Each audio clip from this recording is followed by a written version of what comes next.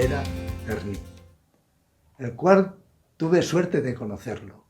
Lo tuve como vecino y después como director del Museo de Arte Contemporáneo de Vilafamés, que en ese momento estaban haciendo y cuya terminación e inauguración, porque había una gran persona dirigiendo toda la obra. Prueba de ello es que el museo ha permanecido vivo. Cuando llegué por primera vez a Vilafamés, me impactó y me enamoró el pueblo, no solo por su belleza, sino también por la amabilidad y cercanía de su gente, que nos recibió con los brazos abiertos y enseguida estrechamos lazos de amistad. Nos encontramos con un pueblo abierto a la cultura. Qué difícil es encontrar en ese momento o en cualquier otro momento de la vida todo un pueblo, hombres, mujeres, niños, que te sigan, que quieran abrazar la cultura, el saber, el estudio y las artes.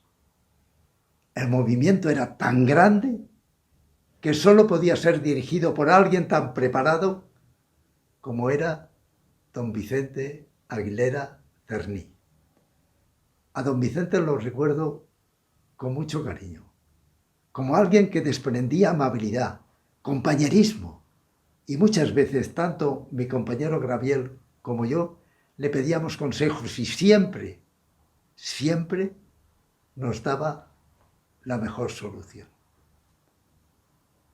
Con respecto a la inauguración del museo, hay un recuerdo imborrable que es, antes de la inauguración, entre todos, la gente del pueblo, nosotros, todos juntos, estuvimos colgando las obras, los cuadros, las esculturas, poniéndolas todas en su sitio para que el día de la inauguración estuviera todo perfecto.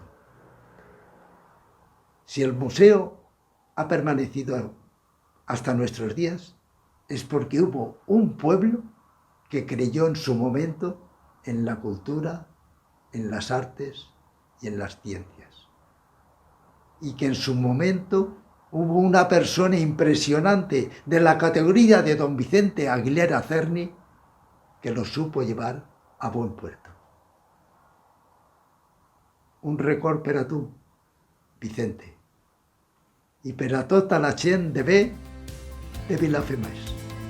A mis amics de Vilafamés, una forta abraçada.